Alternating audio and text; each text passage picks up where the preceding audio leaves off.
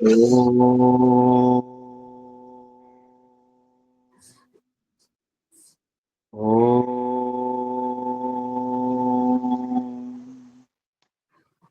सहना भवतु सहनो भुनक्तु सह वीर्यं करवावहै तेजस्विनावधीतमस्तु मा विद्विषावहै।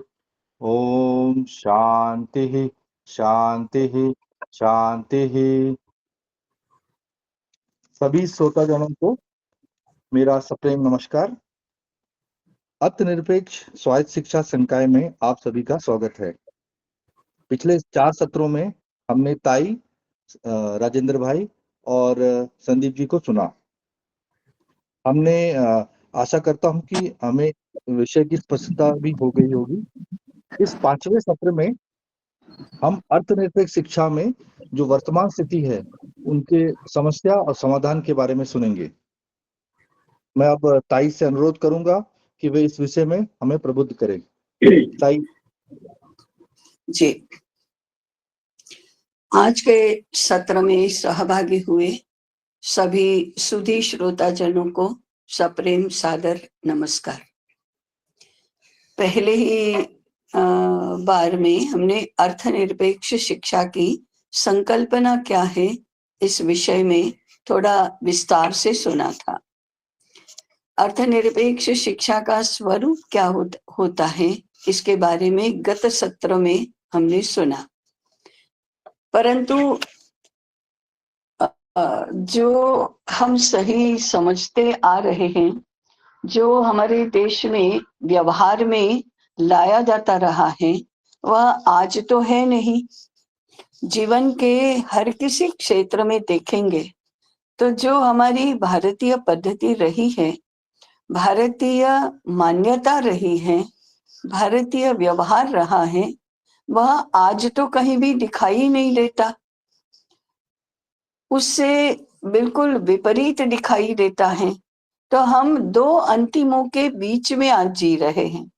हमारी परंपरा यदि पूर्व दिशा की बात करती है, हमारी समझ, हमारा शास्त्र और शास्त्र के अनुसरण में होता रहा व्यवहार और व्यवस्थाएं यदि पूर्व दिशा की बात करती हैं, तो आज का व्यवहार, आज की धारणाएं, आज की व्यवस्थाएं बिल्कुल पश्चिम की बात करती हैं और हम अपने आप को दुविधा में फंसे हुए अनुभव करते हैं।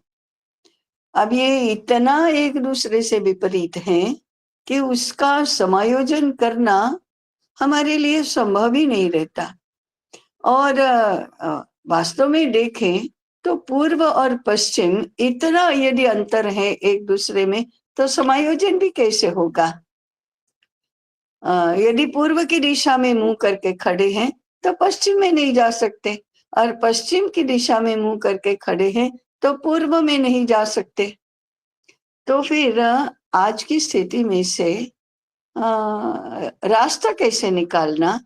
अब हमारे लिए ये बात कठिन तो अवश्य है, चारों ओर की स्थिति देखते हुए कठिन तो है, परंतु कठिन बात यदि सही है, उपयुक्त है, तो फिर वह होगी कैसे, इसका विचार करना ही बुद्धिमानी है। इस आधार पर हम आज के विषय की चर्चा करेंगे। सादी भाषा में कहें तो पढ़ाने के लिए पैसा नहीं देना पड़ना और पढ़ाने के पैसे नहीं लेना, ये तो बेईमानी लगता है। मैंने ऐसा क्यों होना चाहिए, ऐसा तो हो ही नहीं सकता। यहाँ से तो हमारे विचार का प्रारंभ होता है। पढ़ने के पैसे नहीं देने पड़ने चाहिए, ये व्यवस्था हमें आज दिखाई तो देती है। उदाहरण के लिए सरकारी प्राथमिक विद्यालयों में पढ़ने के लिए पैसा नहीं देना पड़ता है। कई ऐसी चैरिटी की संस्थाएं होती हैं जहां छात्रों से शुल्क नहीं लिया जाता है, परंतु आम धारणा क्या बनती है, अरे वो तो मुफ्त का है, वहां तो क्या पढ़ाई अच्छी होगी, वहां तो सब ऐसे ही चलता होगा। इसलिए पैसा देना भारी पड़ रहा होता है, तो भी लोग अपने संतानों को सरकारी विद्यालयों में नहीं भेजते, चैरिटी के स्कूलों में नहीं भेजते हैं। तो एक तरफ मानसिकता है कि पढ़ने के पैसे नहीं देने पड़ेंगे, तो फिर पढ़ाई भी अच्छी नहीं होगी, ये धारणा है। ये धारणा क्या कहती है? जिसका पैसा देते हैं उसी का मूल्य है, उसी की कुछ कीमत है। दूसरा, इसके पीछे क्या रहती है मानसिकता? अगर हम पैसा देकर पढ़ते हैं तो फिर हम शर्तें भी रख सकते हैं, हम अपेक्षाएं भी कर सकते हैं, और इसलिए अधिक पैसे देने वाले का हाथ ऊपर रहता है। वो अभिभावक कहते हैं ऐसा क्यों नहीं करते, ऐसा क्यों नहीं करते, ऐसा क्यों करते हैं, ऐसा पूछ सकते हैं।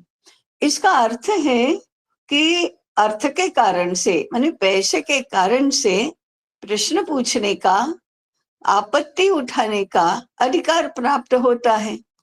वो पढ़ने की कीमत तो कम है, पैसा देने की कीमत ज्यादा है, ऐसा मानस सार्वत्रिक हमें दिखाई देता है।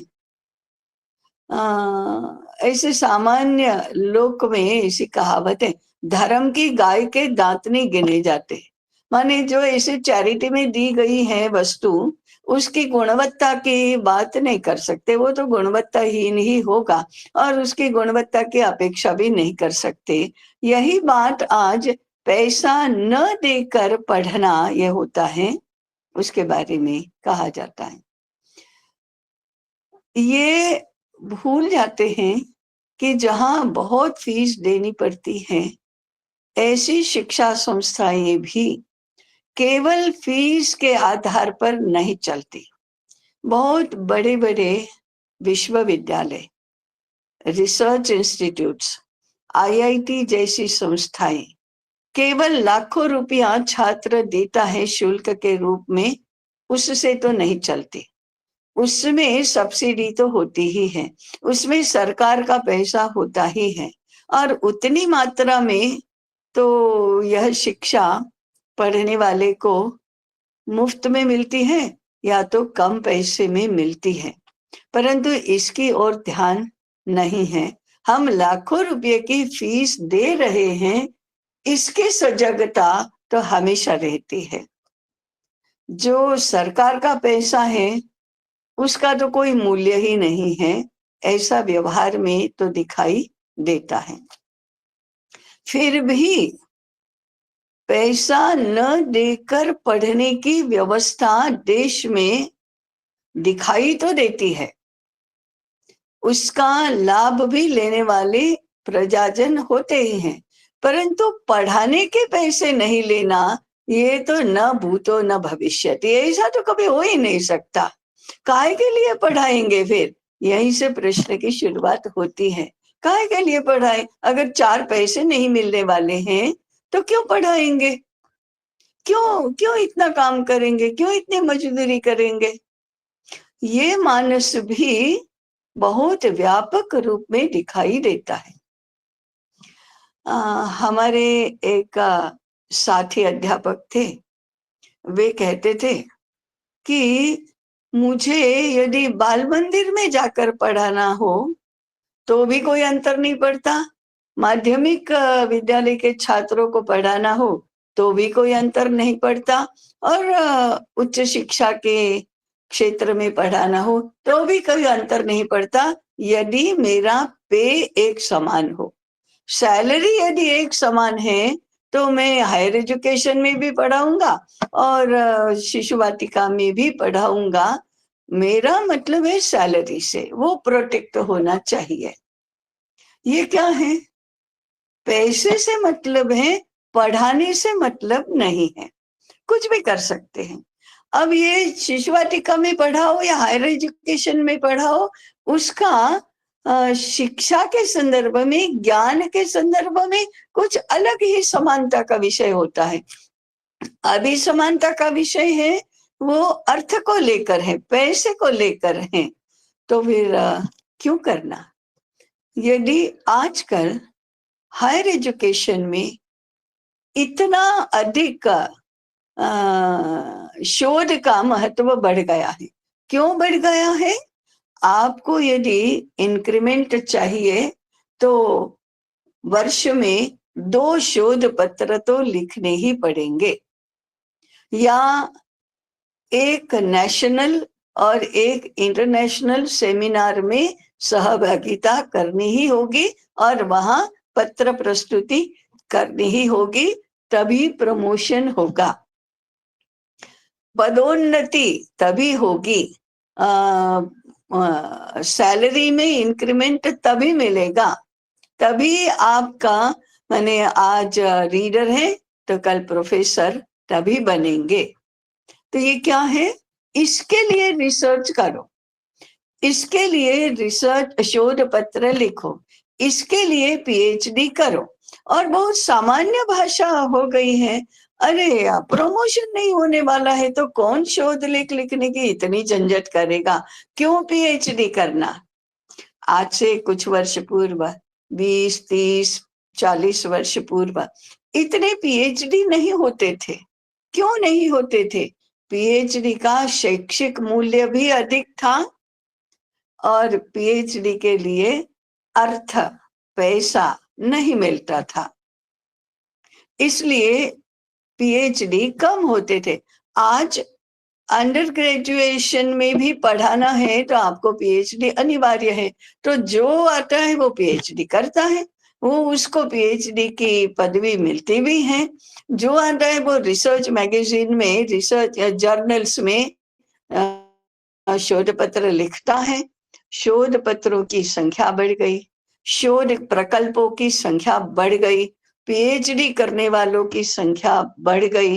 ये क्यों बढ़ गई? ये ज्ञानात्मक विकास है क्या? ये ज्ञानात्मक विकास नहीं है। शिक्षा क्षेत्र में सब लोग अधिक अच्छा, अधिक गहरा अध्ययन करने के लिए उत्सुक हो गए क्या? नहीं, ऐसा तो नहीं है, ये तो सब पैसे का मामला है। कहने का तात्पर्य है कि पढ़ाने के पैसे नहीं लेना, ही तो होगा ही नहीं। तो पहला हमारा जो संकट है वह समाज की मानसिकता है, व्यापक मानसिकता है कि शिक्षा का कार्य भी एक पैसे के संदर्भ में ही होना चाहिए, माने अर्थ निरपेक्ष नहीं, अर्थ सापेक्ष ही होना चाहिए। और दूसरा, पढ़ाना ये भी एक कमोडिटी है, माने पढ़ाना, अध्ययन, अध्यापन, ज्ञान क्षेत्र का व्यवहार, ये भी एक पदार्थ है, एक ऑब्जेक्ट है, एक कमोडिटी है। इसका पैसे के बदले में क्रय विक्रय हो सकता है। इसी को लेकर हम अनुभव करेंगे कि जो इतिहास पढ़ रहा है उसको कम फीस देनी पड़ती है।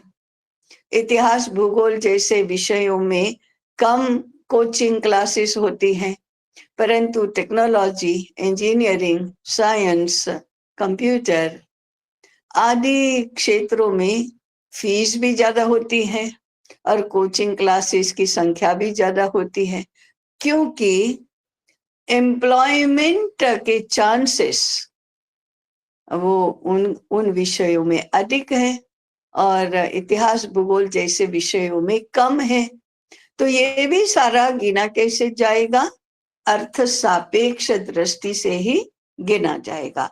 तो एक बहुत बड़ा व्यापक संकट जो है अर्थनिरपेक्ष शिक्षा के क्षेत्र में, वह है समाज की व्यापक मानसिकता कि अब पैसे के बदले में ही सब कुछ होगा, सब कुछ क्रय विक्रय के क्षेत्र में ही आएगा, क्रय विक्रय से ही उपलब्ध भी होगा।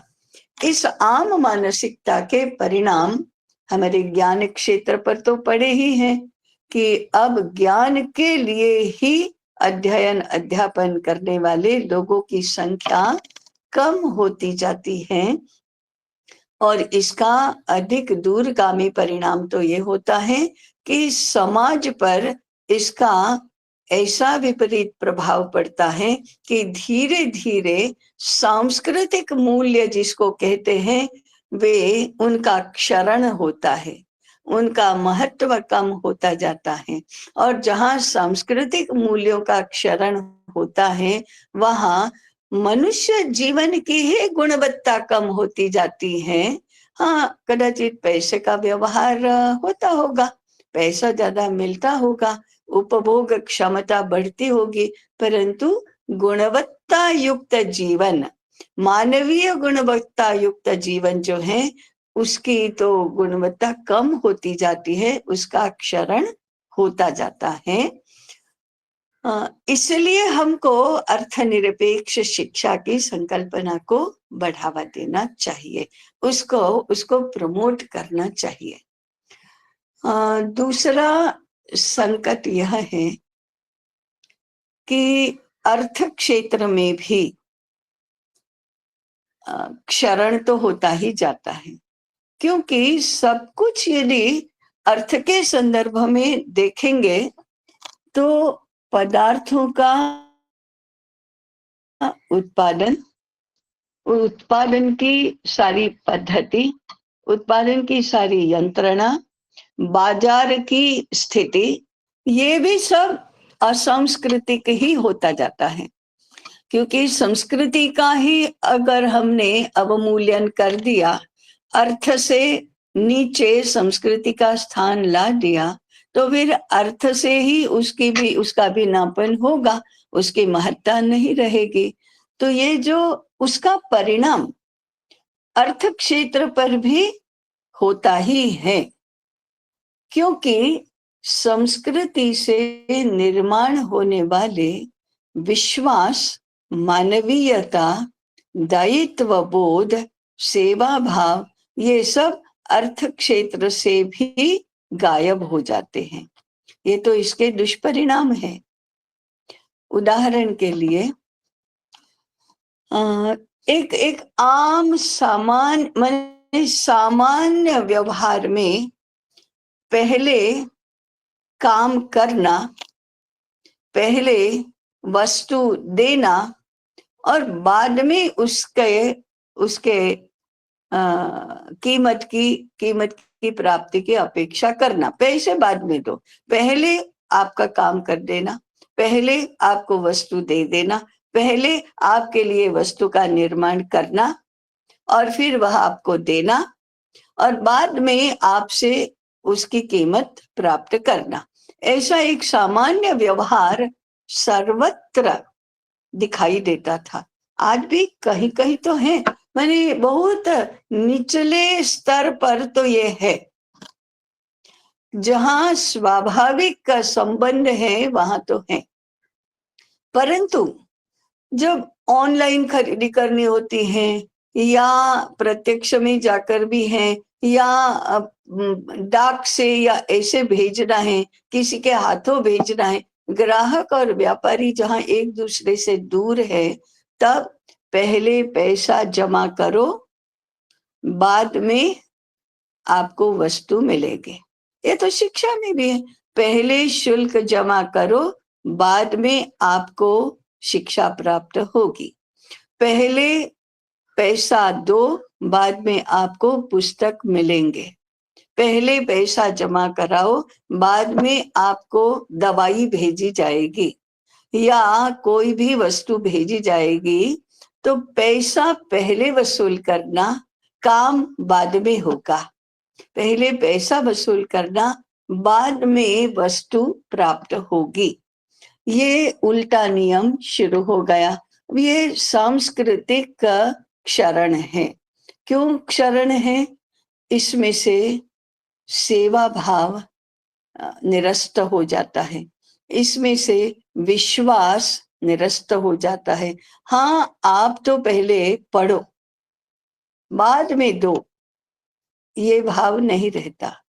पहले पढ़ो, पढ़ना पढ़ाना महत्वपूर्ण है।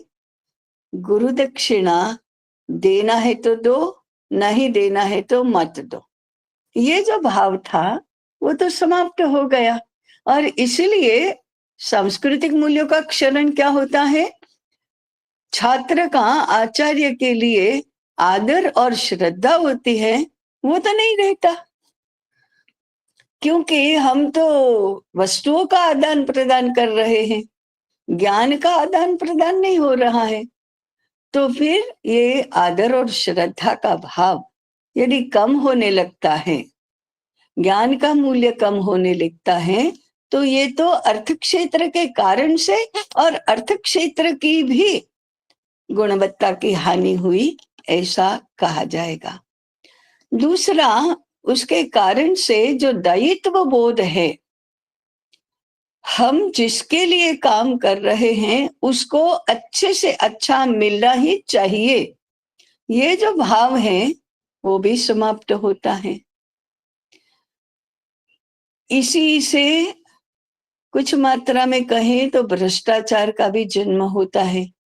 दायित्व बोध नहीं होना ये इसकी ओर भी ले जाता है, जैसे कि खाद्य पदार्थों में मिलावट करना, औषधि ही गुणवत्ताहीन होना, ये तो महान अपराध है रुग्ण के प्रति और खाने वाले के प्रति, उसके आरोग्य के प्रति महान अपराध है। परंतु हो जाता है, होता है, और उसमें जो अपराध बोध लगना चाहिए वो धीरे धीरे कम होता जाता है। कानून में न पकड़े जाए इसकी ही चिंता रहती है, खाने वाले को हानि नहीं होनी चाहिए, ये भाव कम होता है, अर्थात परस्पर विश्वास का संकट ही निर्माण हो जाता है। और इसके लिए इस अविश्वास के कारण से आपका जो पैकिंग है उसके ऊपर इंग्रेडिएंट्स भी लिखने पड़ते हैं, आपको कुछ ये भी देना पड़ता है, गारंटी भी देनी पड़ती है कि इसमें जो उपयोग किया गया है वो सही है, और फिर इसका सैंपल चेकिंग भी होता है, फिर उसमें दंड का विधान भी होता है, सजा का माने दंड दोनों अर्थों में, या तो जेल में जाओ या पैसा भरो, इस पेनल्टी दो, इसका भी प्रावधान होता है। सब कुछ जो परस्पर आत्मीय संबंध और मानवीय संबंधों के आधार पर चलता था, वह अब कानून और दंड और अपराध की श्रेणी में चला गया। इसका हमें कोई संकट ही नहीं दिखा। हाँ, ये तो ऐसा ही होगा ना, ऐसा ही होगा, कैसे विश्वास किया जाएगा, इतना सहज हम मानने लगते हैं। तो इसकी हानि अर्थ क्षेत्र को भी होती है, उत्पादन को भी होती है, और कुल मिलाकर समाज का दारिद्र्य तो इससे बढ़ता ही है। अर्थ क्षेत्र जटिल से जटिल होने लगता है, मानवीयता तो कम होती है, परंतु साथ में वस्तुएं भी अच्छी नहीं मिलती हैं। पर्यावरण का सारा संकट इसी से निर्माण हुआ है। ये आर्थिक क्षेत्र की भी हानि बहुत अधिक है। कई बार उदाहरण हमने सुने हैं, 10,000 वर्षों से यहाँ खेती होती आई है, फिर भी भूमि बंजर नहीं हो गई। अब पिछले 50-60-70-100 वर्षों में भूमि की गुणवत्ता का ही बहुत बड़ा प्रश्न निर्माण हो गया है। इसके आर्थिक इम्प्लीकेशंस भी बहुत है, मानवीय तो है ही, आरोग्य के संबंध में तो है ही, पर्यावरण के तो है ही, सर्वसामान्य मनुष्यों की आर्थिक स्वतंत्रता और स्वाभाविक स्वतंत्रता नष्ट हुई है, उस रूप में तो हानि है ही, परंतु आर्थिक क्षेत्र की भी हानि होती है। इससे एक गुणवत्ता कम होती है, दूसरा विपुलता कम होती है, सृजनशीलता कम होती है, वैरायटी कम होती है, ये तो हानि है ही। विपुलता बढ़ती है तो सृजनशीलता कम होती है। सृजनशीलता का ध्यान रखने जाओ तो कीमत बढ़ती है। किस बात की कीमत कैसे माने बाजार में कीमत कैसे निर्धारित होती है, इसकी ही सारी व्यवस्था बदल जाती है। तो अर्थ क्षेत्र की हानि सांस्कृतिक क्षेत्र की हानि के साथ साथ होती है।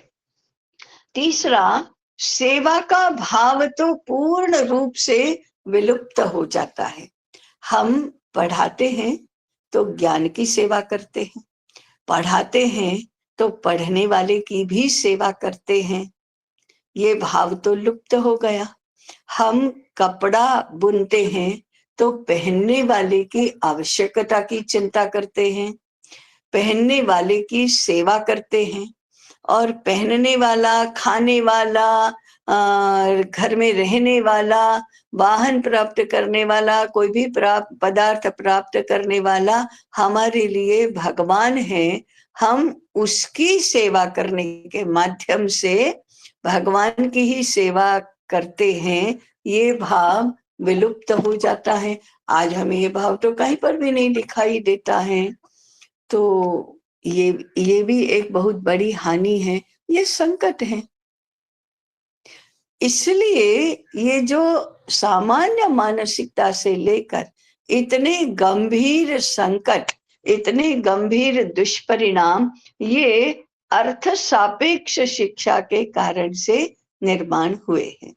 ये समस्या है। अब इसको हम कैसे देखें और इसका हम क्या करें? केवल समस्याओं का निरूपण ही करते रहने से, केवल उसके बारे में चिंतित ही होने से तो हल नहीं निकलता। तो अब उपाय क्या करें हम? इसका उपाय क्या है? पहला उपाय, सीधे सीधे आप निःशुल्क शिक्षा का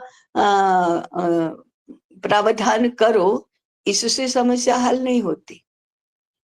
पहले समाज की मानसिकता बदलना, ये बहुत आवश्यक ऐसा उपाय है।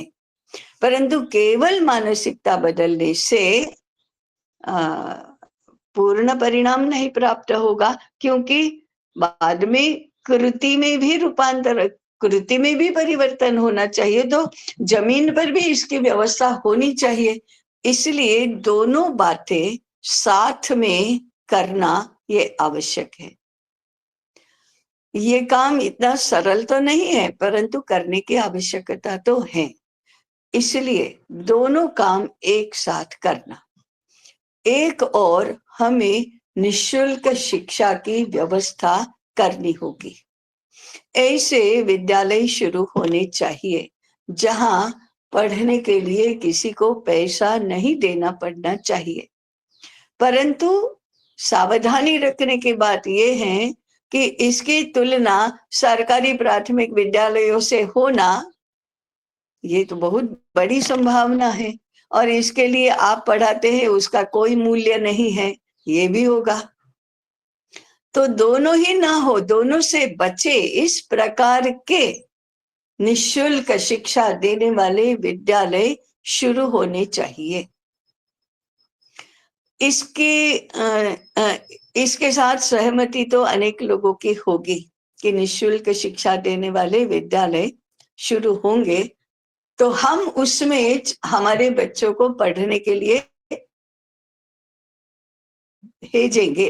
ये दूसरी बात है, इसके लिए भी बहुत प्रयास तो करने की आवश्यकता पड़ेगी। निःशुल्क विद्यालय चलाना सरल बात नहीं है। सरकार इसको चला सकती है।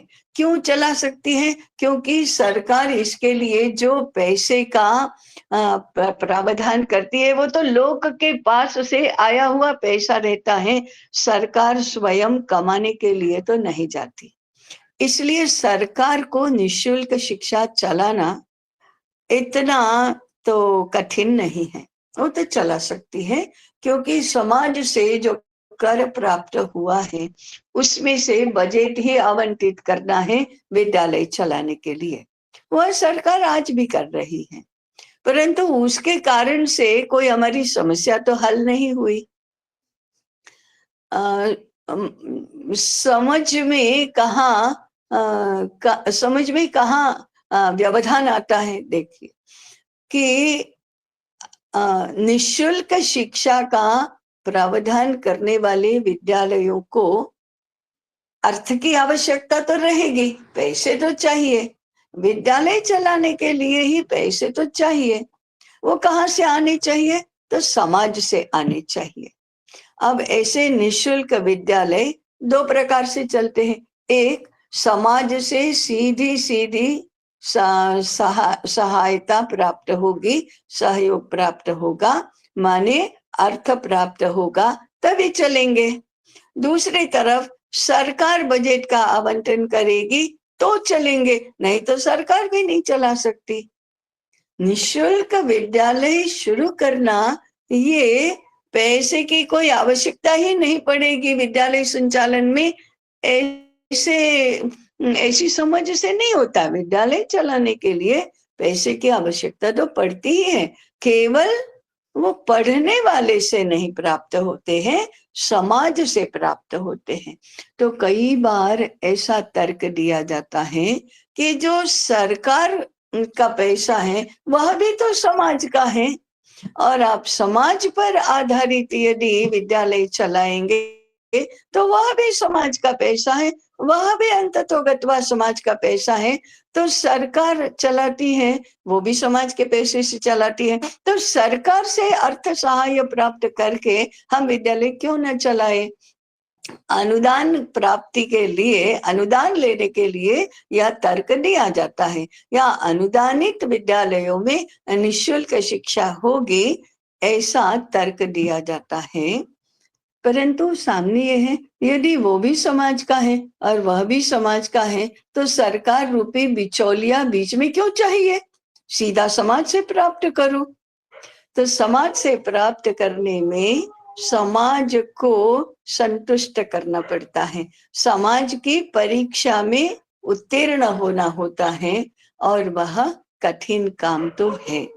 समाज को लगना चाहिए कि यह अच्छा काम है, समाज को विश्वास होना चाहिए कि ये हमारे छात्रों की भलाई के लिए तो है ही, परंतु समाज की भलाई के लिए है। ऐसा विश्वास निर्माण करने के बाद समाज से सहयोग, अर्थ सहयोग प्राप्त होता है। अब आज ऐसा बहुत होता ही है, ये बात तो हम देखते ही हैं। अनेक सेवा के प्रकल्प, अनेक और धार्मिक आधार पर चलने वाले सारे कार्य, प्राकृतिक आपदा में जो समाज सेवा का कार्य होता है, वो सारा समाज सीधा ही सहयोग करता है, उस कारण से होता है। परंतु समाज की मानसिकता शिक्षा के लिए इस प्रकार का सहयोग करने की कम होती है, क्योंकि शिक्षा को कमोडिटी मानने का चलन बहुत व्यापक हो गया है। तो पहले ये कठिन लगे तो भी निःशुल्क शिक्षा देने वाले विद्यालय प्रारंभ होने चाहिए, ये तो एक उपाय है उसका। समाज से सहयोग भी मिल ही जाता है, ऐसा भी ऐसे विद्यालय चलाने वालों का अनुभव तो है। परंतु बिना पैसा लिए पढ़ाने वाले शिक्षक मिलना लगभग असंभव है। इसमें समाज पर आधारित हम पढ़ाने का काम करेंगे, ऐसी धारणा नहीं होती है। और सामान्य रूप से विद्यालय चलाने वाले लोग भी तुम बिना पैसा लिए पढ़ाने का काम करो, ऐसा कहने का साहस नहीं करते हैं, क्योंकि उनकी भी धारणा है कि बिना बिना मानधन लिए, बिना वेतन लिए कैसे पढ़ाएंगे? उनका भी तो परिवार होता है, उनका भी तो योगक्षेम चलना चाहिए। वो योगक्षेम कैसे चलेगा? पढ़ाने के पैसे लेने से ही चलेगा, ये तो हमारा माने गृहीत है। अब इसका संबंध तोड़ना और फिर भी शिक्षकों के उत्तम योगक्षेम की व्यवस्था होना, ये कठिन काम है। समाज पर इतना विश्वास होना और शिक्षक का स्वयं के ऊपर इतना विश्वास होना, ये पहली आवश्यकता है। निःशुल्क शिक्षा ये इतनी कठिन बात नहीं है, क्योंकि ये तो अभिभावक के लाभ की बात है। इसलिए अच्छा पैसा नहीं देना पड़ता, तब तो जाओ भेजो। ऐसा अभिभावक के लिए, छात्र के लिए तो ये अपेक्षाकृत सरल है, परंतु आचार्य के लिए, शिक्षक के लिए ये बड़ा साहस का काम है।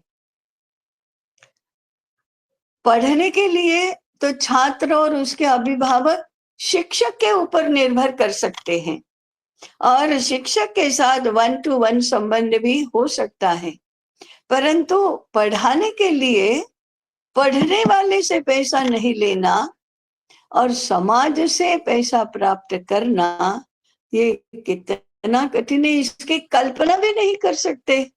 माने शिक्षक वर्ग जो समाज का है, उसका न तो समाज पर भरोसा है, न अपने आप के ऊपर भी भरोसा है,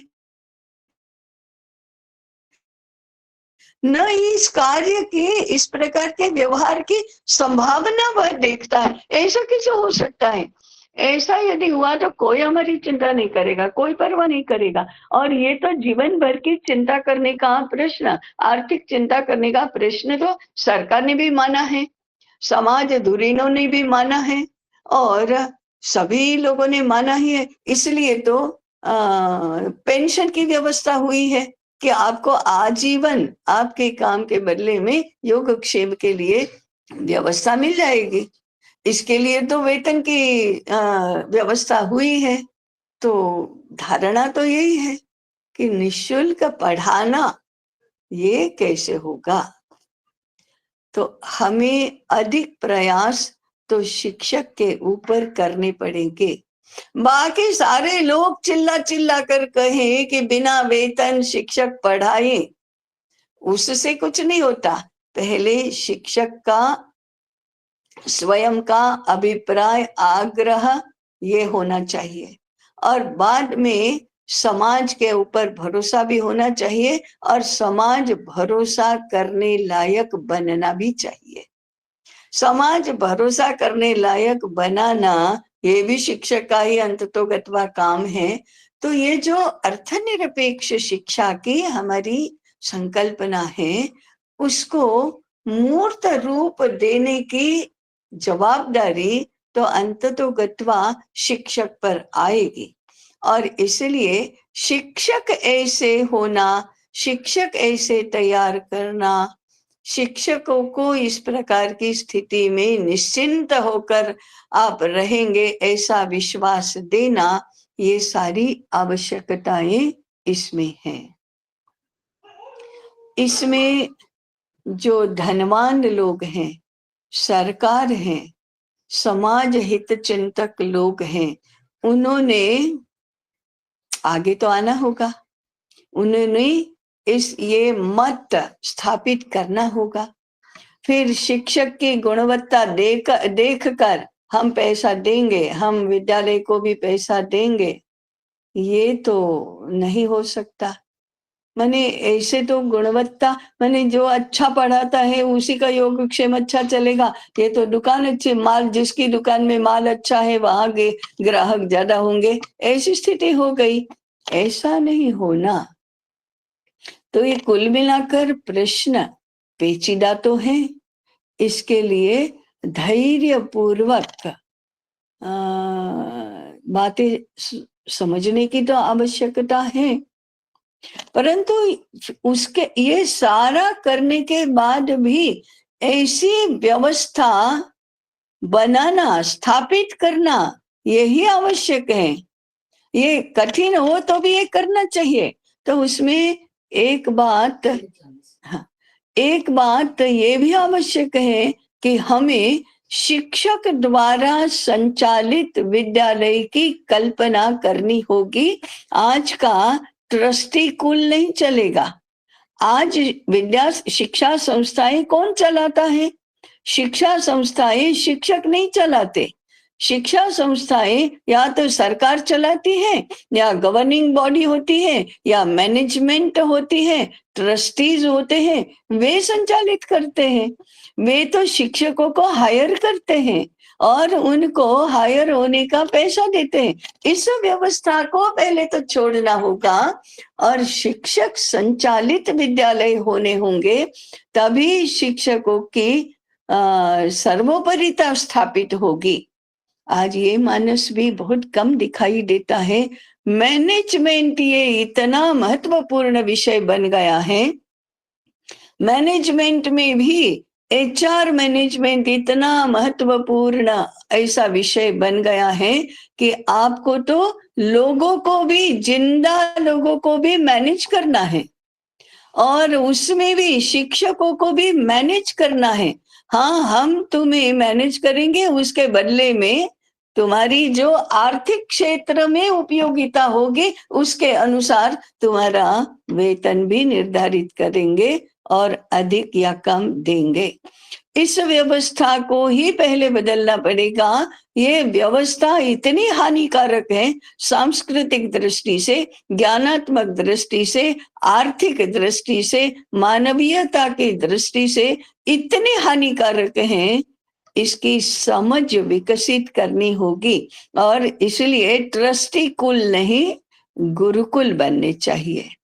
और फिर आता है ये साहस, तो शिक्षकों को ही करना पड़ेगा। से नो टू द मैनेजमेंट, से नो टू द ट्रस्टी व्यवस्था, से नो टू द सरकारी व्यवस्था माने गवर्नेंस व्यवस्था। इसको मना करने वाले शिक्षक चाहिए। अंततोगत्वा सभी प्रकार की जो ये बातें हैं उसका जिम्मा शिक्षक पर ही आता है। तो उपाय क्या है? शिक्षकों को यह विषय अच्छी तरह से समझना। शिक्षकों को कौन समझा सकता है? शिक्षकों को सरकार नहीं समझा सकती, शिक्षकों को धनवान लोग नहीं समझा सकते, शिक्षकों को अभिभावक नहीं समझा सकते, शिक्षकों को शिक्षक ही समझा सकते हैं। इसलिए ऐसे श्रेष्ठ शिक्षक चाहिए जो अन्य शिक्षकों को ये समझाए। शिक्षकों को नियंत्रित करने का काम, शिक्षकों के लिए नियम बनाने का काम, शिक्षकों के लिए अनुशासन व्यवस्था बनाने का काम श्रेष्ठ शिक्षक ही कर सकते हैं। ये जो व्यवस्था है कि उस विषय के लोगों को, उस क्षेत्र के लोगों को उसी क्षेत्र के श्रेष्ठ लोग समझा सकते हैं। ये केवल शिक्षा क्षेत्र को लागू होता है ऐसा नहीं, समाज के सभी क्षेत्रों के लिए लागू होता ही है, परंतु हम उतने विस्तार में न जाकर केवल शिक्षा के ही बात के लिए सिद्ध करने का, तत्पर बनाने का, इच्छुक बनाने का, क्षमतावान बनाने का काम श्रेष्ठ शिक्षक, जो इन शिक्षकों की श्रद्धा और विश्वास संपादन कर सकते हैं, ऐसे श्रेष्ठ शिक्षक ही ये सारी बातें कर सकते हैं। ये नियमों की बात नहीं है, ये कानून की बात नहीं है, ये दंड विधान की बात नहीं है, ये पैसे की बात नहीं है, ये लालच की बात नहीं है। ये ज्ञान की सेवा और ज्ञान की रक्षा करने का व्रत जिन लोगों का है, वे ही लोग ये सब कर सकते हैं। तब शेष समाज ऐसे शिक्षकों को निवेदन करे, अनुनय विनय से अपेक्षा व्यक्त करे, तभी ये बात हो सकती है। परंतु समाज यदि विनय अनुनय करने की स्थिति में ही नहीं है, ये बातें समझने की स्थिति में ही नहीं है, तो जो ये बात समझते हैं वे अनुनय विनय की प्रतीक्षा न करके स्वयं प्रेरणा से, स्वयं सामर्थ्य से, स्वयं के प्रयासों से यह काम करना शुरू करें। तभी हम अर्थनिरपेक्ष शिक्षा को संभव बना सकते हैं। यदि हम शिक्षा को अर्थनिरपेक्ष बनाते हैं तो फिर समाज भी बहुत जल्दी समझने के लिए सिद्ध हो जाएगा, क्योंकि हजारों वर्षों से हमारा देश तो ऐसे ही चलता आया है, तो ये भी काम जल्दी से हो सकेगा। शुरुआत शिक्षकों को करनी चाहिए, समाज अनुसरण करने के लिए शीघ्र ही सिद्ध हो जाएगा, ऐसा विश्वास शिक्षकों में होना चाहिए। अपने आप में, हम अपनी परंपरा में और समाज में ऐसा विश्वास होना चाहिए, तभी ये होगा। यदि हम इसका प्रारंभ करते हैं तो बहुत जल्दी यह बात संभव भी हो सकती है। मुझे लगता है समय हो गया है, कदाचित 2-4 मिनट ज्यादा भी हुए होंगे। मैं यहीं पर विराम करती हूँ। जिज्ञासा के लिए, सुझाव के लिए, अभिप्राय के लिए अब यह सत्र खुला है।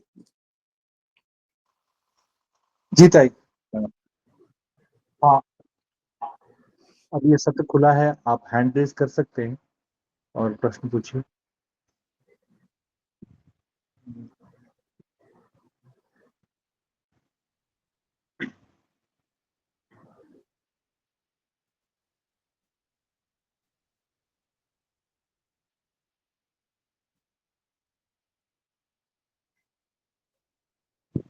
हाँ, रामचंद्र जी नमस्ते, आप पूछिए ना। नाम ताई। नमस्कार हाँ, मैं रामचंद्र सतारा से बोल रहा हूँ जी। हाँ, अभी जैसे कि अमेरिका में शिक्षा विभाग ही बंद कर दिया है और उसके विपरीत परिणाम हमें देखने को मिलेंगे। भारत पर भी उसका असर हो सकता है। तो ये समाज मन तैयार न करते हुए उन्होंने जो निर्णय लिया है और उसके परिणाम क्या होंगे हम देखते रहेंगे। तो जैसे कि आप हमेशा कहते हैं कि समाज मन पहले तैयार होना चाहिए, बाद में शिक्षा में या शिक्षा व्यवस्था में बदलाव होगा। तो आगे चलकर अमेरिका की क्या स्थिति हो सकती है, क्या हम अंदाजा लगा सकते हैं? अमेरिका की तो दुस्थिति अभी भी है और गलत निर्णयों के कारण से आगे भी होगी, इसमें तो कोई संदेह का स्थान ही नहीं है। परंतु अमेरिका यदि हमसे कुछ सीखने को सिद्ध होगा तो उसको भी सही रास्ता मिलेगा। अब उसको भी सही रास्ता मिले, इसके लिए हमें पहले ये रास्ता बनाना पड़ेगा और उस रास्ते पर चलना भी पड़ेगा। जी सुबनय जी, आपका हैंड रेज था।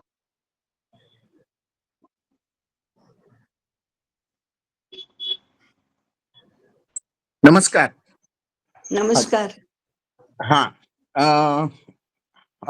एक तो होगा कि गुरुकुल चलाने में या शुरू करने में पैसा तो चाहिए ही, तो हम समाज से पैसा ले सकते हैं, तो भिक्षा फेरी निकाल सकते हैं, धनवानों के पास जाकर गुरुकुल का महत्व या शिक्षा का महत्व, समाज से ही गुरुकुल चलाए जा सकते हैं, ऐसा हम सब कहेंगे। लेकिन शुरू में थोड़ी सी दिक्कत आ सकती है। तो क्या शुरू में हम इच्छा दान ले सकते हैं क्या, शिष्यों से या उनके पालकों से? सबसे या महत्वपूर्ण दूसरा एक विकल्प कि जो वस्तु है, वस्तु का विनिमय करे या वस्तु दान दे, धान्य दान दे। वो तो वैसा ही हुआ, पैसे के रूप में नहीं तो वस्तु के रूप में। परंतु जो लाभार्थी है वही कीमत चुकाए, यही नियम हुआ। तो वो तो वैसे के वैसे हुआ। शुरू में ऐसा करना, इससे इस सिद्धांत को स्थापित करने में कठिनाई होगी, क्योंकि हमारा बल वही कम हो जाता है। इसके लिए प्रारंभ में दिक्कतें आएंगी, इस बात से तो मैं सहमत हूँ कि दिक्कतें तो आएंगी, लेकिन सिद्धांत को अपनाकर उसी के ऊपर टिके रहने से प्रारंभ में कार्य का व्याप नहीं हो सकता है, वो छोटा कार्य होगा, परंतु बाद में इसका परिणाम बहुत अच्छा होगा, क्योंकि उससे जो आत्मबल प्राप्त होता है उसका प्रभाव ज्यादा होता है। तो दिक्कतें धीरे धीरे कम होने लगती हैं, दूर होने लगती हैं। अन्यथा हम निशुल्क शिक्षा के सिद्धांत को और व्यवस्था को स्थापित ही नहीं कर सकते। हाँ, जब देखो ना, पहले जब नहीं था तब तो ये शुल्क लेते ही थे, और अब जब समाज से मिलने लगा तो इन्होंने शुल्क लेना बंद कर दिया। तो आगे भी जब ऐसा आएगा तो शुल्क लेना शुरू कर देंगे। तो फिर क्यों इतना खटाटोप करना है? शुल्क लो, पढ़ाओ, खत्म, बात खत्म करो।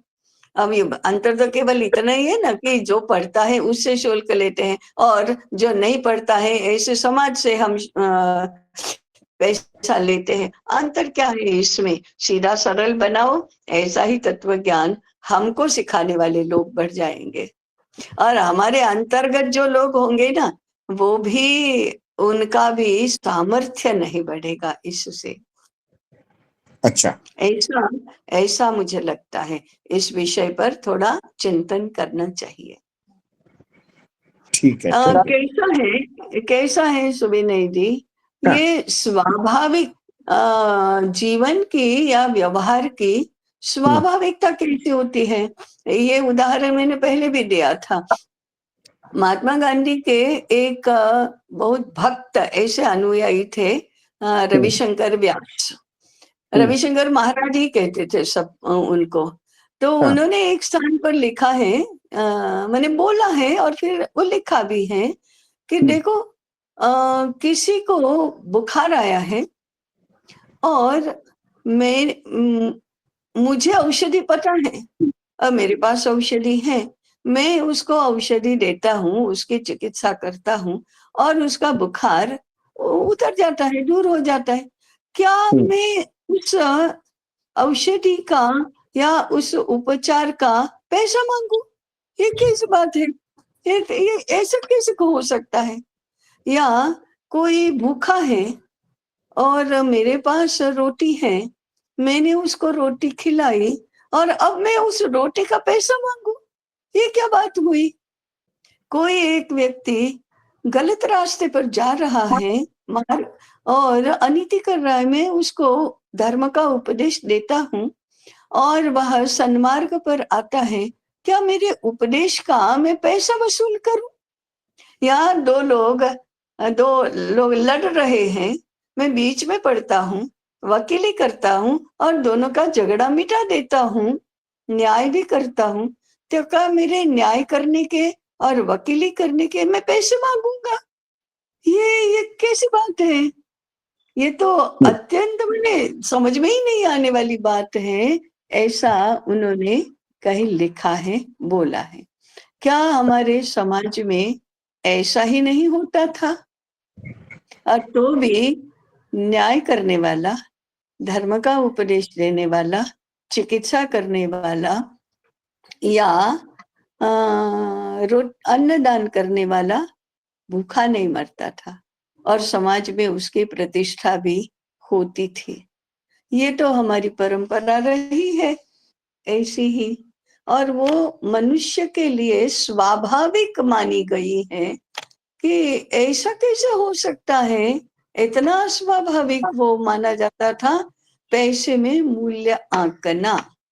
तो इसके बारे में भी हम थोड़ा विचार तो कर सकते हैं। हाँ, फिर हम एक वाक्य में कह देंगे, अरे वो तो बात गई, वो जमाना गया, आज के जमाने में कुछ नहीं हो सकता। ऐसा करके पूर्ण विषय ही खारिज कर देना और तत्व ही खारिज कर देना, ये तो सरल है, परंतु उस विषय पर चिंतन करना, ये थोड़ा समय भी और धैर्य भी अपेक्षित करता है। पहले जमाने में, पहले यानी अंग्रेज आने से पहले हाँ, ये जो गुरुकुल का कार्य था वो चलाने के लिए कोई संस्था काम कर रही थी, या समाज में से 15-20 आदमी इकट्ठा हुए जो चिंतन करते हैं, मनन करते हैं, विचारशील है, उनका संगठन ही काम चलाता था, जिससे राजा से कोई लेना देना नहीं था, ऐसा था। हाँ, ब्रिटिश आने से पहले भी देश में शिक्षा तो बहुत चलती थी और बहुत ही गुणवत्तापूर्ण थी, तो उसमें शिक्षक ही चलाता था। मैंने जो शिक्षक नहीं है वो नहीं तय करते थे कि चलो हम शिक्षा का काम करें, शिक्षक ही चलाता था। वो शिक्षक का पारंपरिक वंशानुगत ऐसा ही व्यवसाय था, और व्यवसाय माने मिशन ऑफ लाइफ, अर्थार्जन का व्यवसाय नहीं माना जाता था। सही व्यवसाय माने सही। मुझे जीवन में क्या करना है, किस बात के लिए भगवान ने मुझे जन्म दिया है, तो मेरा परम वंशानुगत जो व्यवसाय है वही करना मेरे लिए कार्य है, वही कर्तव्य है। तो वो स्वयं चलाते थे। और इतना नहीं, आज से 70-80 वर्ष पूर्व विद्यालय भी, इवन ब्रिटिश व्यवस्था में आने के बाद भी विद्यालय मुख्याध्यापक के नाम से ही जाने जाते थे। चितळे मास्तराची शाळा, पंड्या साहेब का विद्यालय, ऐसे ही माना जाता था। वो ट्रस्टियों के नाम से नहीं जाना जाता था। बाद में विद्यालयों को ट्रस्टियों के, दानदाताओं के नाम दिए जाने लगे, अन्यथा वह शिक्षकों के नाम से ही विद्यालय जाने जाते थे, और शिक्षक अपने हिसाब से ही और अपने दायित्व से ही वो चलाते थे। तो ये व्यवस्था तो 100 वर्ष पुरानी भी नहीं है। 100 वर्ष पहले भी ऐसा चलता था, जब ब्रिटिश आधिपत्य हो गया था उसके बाद भी चलता था। उनको सरकारी वेतन मिलता था तब भी चलता था। धीरे धीरे उसका क्षरण हो गया और अब ऐसा नहीं चलता। अब सब कोई, सारे शिक्षक, श्रेय ऊपर के हो या नीचे के, अपॉइंट ही होते हैं। वैद्य भी अपॉइंट ही होते हैं, पुजारी भी अपॉइंट ही होते हैं, धर्माचार्य भी अपॉइंट ही होते हैं। किसके द्वारा? जिसके पास न धर्म है, न विद्या है, न चिकित्सा का ज्ञान है, न और कोई बात है। वो अपॉइंट होते रहे हैं। अब ये व्यवस्था का परिवर्तन हो गया है, और अपॉइंट होना पसंद करता है वो तो उसका क्या कहे फिर। ठीक है जी। ताई, और 2 प्रश्न है। अविनाश जी, आप पूछेंगे पहले। नमस्कार जी। कठिन काम है, इसमें तो कोई दो राय नहीं है, बहुत कठिन है समाज का प्रबोधन कर पाना भी। क्या इसका एक मार्ग एकल विद्यालय से हो सकता है? हम पहले जिस मोहल्ले में रहते थे वहां पर एक बहुत वयोवृद्ध 70 साल के अपंग थे, वो उस गली मोहल्ले के बच्चों को निःशुल्क पढ़ाते थे और उनका पोषण मोहल्ला करता था। तो क्या ये एकल विद्यालयों के माध्यम से इसकी शुरुआत कर सकते हैं? हाँ, कर सकते हैं। वैसे भी आज अनेक सेवानिवृत्त लोग संस्कार केंद्र चलाते हैं, गीता के वर्ग चलाते हैं, ऐसे बहुत सारा, ऐसा तो बहुत सारी मात्रा में चलता ही है, आज भी चलता है। परंतु उससे संपूर्ण समाज का ये जो संकट है वो हल नहीं होता, क्योंकि उस संस्कार केंद्र के या एकल विद्यालय के आगे नहीं बढ़ते हैं ना। 4-5 वर्ष पढ़ाया, वो 5वीं पास हो गया, फिर आगे क्या? तो आगे तो इसी व्यवस्था में जाना है। गुरुकुल भी चलते हैं, आज भी इस प्रकार के गुरुकुल चलते हैं। तो बच्चे 10 वर्ष के हुए तब तक पढ़ लिए, आगे क्या? इसी में कॉलेज सिस्टम में जाओ। बहुत हुआ तो 15-17 वर्ष के हो गए तब तक पढ़ेंगे, आगे क्या? इसी यंत्रणा में जाओ। तो ये पूर्ण रूप से विचार करना चाहिए ना, समग्रता में विचार करना चाहिए, थोड़ी दीर्घकाल की योजना का भी विचार करना चाहिए। इसलिए पहले चिंतन के स्तर पर समझो कि इसका वॉल्यूम क्या है, इस समस्या का वॉल्यूम क्या है, और उस वॉल्यूम के तुलना में हमारे उपायों का वॉल्यूम क्या है। वॉल्यूम तो बहुत ज्यादा है, इसमें तो कोई संशय नहीं है, दुमत नहीं है। लेकिन क्या है कि आज की जो अभिभावकों की पीढ़ी है वो इसे बहुत जल्दी स्वीकार नहीं कर पाएगी, जब तक कि ऐसे कोई हर इसमें 5-7 ऐसे विद्यालय 5वीं तक उनका बेस हमने पक्का कर दिया, अब आगे, लेकिन वही आपकी बात है कि आगे फिर वही मैकाले शिक्षा पद्धति में जाना है, तो ये बेस प्रयास उखड़ व्यर्थ जाता हो है। जाएंगे। हम्म। इसलिए अभिभावक तो सहमत हो जाएंगे, परंतु इनिशिएटिव अभिभावकों का नहीं होगा। वे तो पढ़ाने वाले के ही अधीन रहेंगे, साथ रहेंगे, सहयोग करेंगे, वे मुख्य कार्य नहीं कर सकते ना। जी ठीक। मैंने बहुत अलग अलग अलग प्रकार से इसके उपाय तो किए जाते हैं। कहीं चैरिटी की संस्थाएं होती हैं, कहीं बाल गोकुलम होता है, कहीं संस्कार केंद्र होते हैं, कहीं होम स्कूलिंग होता है, बहुत सारा होता है। एक एक वर्ग ऐसा भी निर्माण हो गया है कि हमारे बच्चे अनपढ़ भले रहे, परंतु इन विद्यालयों में तो भेजेंगे ही नहीं। ऐसे माता पिता की संख्या भी है, लक्षणीय है, परंतु माता पिता इसका हल नहीं कर सकते, शिक्षक जी ही इसका हल कर सकते हैं। मेरे बच्चे को मैंने विद्यालय में नहीं भेजा, ये तो मेरे हाथ में है, लेकिन पढ़ाना मेरे हाथ में थोड़े है। जी पढ़ाना तो शिक्षक के हाथ में है। ठीक कहा, बिल्कुल। मैं कब तक पढ़ाऊंगी मेरे बालक को? 10 वर्ष का होगा तब तक। मेरा पढ़ाना मेरा व्यवसाय नहीं है ना। मेरा व्यवसाय दुकान चलाने का है, मेरा व्यवसाय खेती करने का है, मेरा व्यवसाय नौकरी करने का है। मैं कैसे पढ़ाई की चिंता करूंगी मेरे बालक के? वो बहुत हो गया तो 8-10 वर्ष का होगा तब तक करूंगी, बाद में क्या होगा? और वो तो मेरे बालक की बात हुई, समाज की बात कैसे हुई, ज्ञान की बात कैसे हुई? जी ताई समय तो हो गया है। प्रमोद जी का एक प्रश्न था, आप पता नहीं ले सकते हैं, सिर्फ प्रश्न सुन सकते हैं या हम? आप संचालन कर रहे हैं, आप देखो। हाँ प्रमोद जी, आप सिर्फ प्रश्न रखिए ना, फिर हम। प्रमोद जी। हाँ नमस्ते। नमस्कार। हाँ तो अभी समय तो हो गया है एक्चुअली। तो मेरा एक सुझाव ऐसे था कि जैसे पुनरुत्थान विद्यापीठ के मार्गदर्शन से 2-3 अपने गुरुकुल चल रहे हैं, मतलब वो पूर्ण स्वरूप से तो नहीं है, लेकिन जैसे आपने अभी बोला कि 16-17 वर्ष की आयु तक वो चल रहे हैं, तो वहाँ के जो शिक्षक है उनका योगक्षेम कैसे चल रहा है, उन शिक्षकों का मनोस्थिति कैसी है, वो उस कार्य के लिए कैसे तैयार हो गए। ऐसा अगर कुछ शेयरिंग का सत्र हो जाए तो थोड़ा सा एक हम सबको भी एक आत्मविश्वास हो जाएगा कि ऐसे भी लोग हैं जो कार्य करना चाहते हैं। तो इस तरह का अगर कुछ सत्र का आयोजन कर सकते हैं तो अच्छा रहेगा। करेंगे, हाँ जरूर करेंगे। धन्यवाद। जी हाँ, अभी समय तो हो गया है और 2-3 बात मुझे रखना था। एक तो